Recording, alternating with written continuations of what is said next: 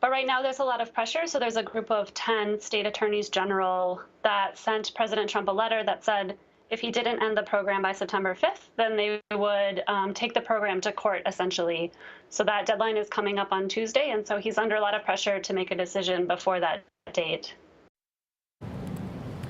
La analista de Migration Policy Institute nos dijo que al ser una acción ejecutiva implementada por el expresidente Barack Obama durante su administración, el presidente Donald Trump la puede cancelar en cualquier momento sin tener que consultarlo con el Congreso.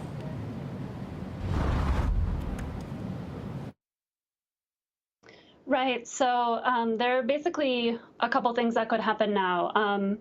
What they said was that if President Trump didn't end the program by September 5th, they would take it to court. So he may decide to end the program. What we think is most likely is that he would stop accepting new, or the government would stop accepting new applications for DACA and stop accepting renewals. DACA status lasts 2 years, but then those with DACA can renew it.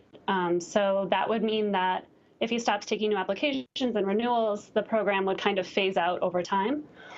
If President Trump leaves the program in place, which he's now said he's going to make an announcement soon, so I'm not sure how likely that is, but if he does leave it in place, then this program would be taken to court, and then it would go before a judge that has already shown that he's not favorable to the program, so it's likely that he would rule against the program, and then it would be appealed to the U.S. Supreme Court.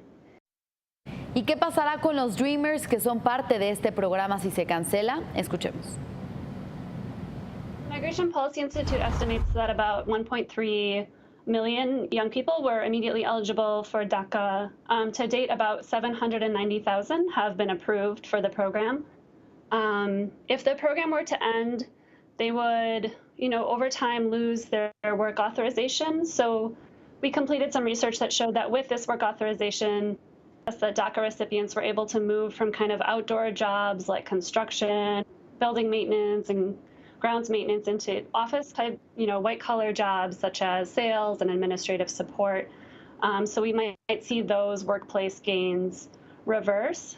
In addition, DACA provides protection from deportation. So without DACA, the young people would be susceptible to being identified and arrested by immigration authorities. That would be very unpopular if it were to happen, I think, but they definitely lose that protection that they have now.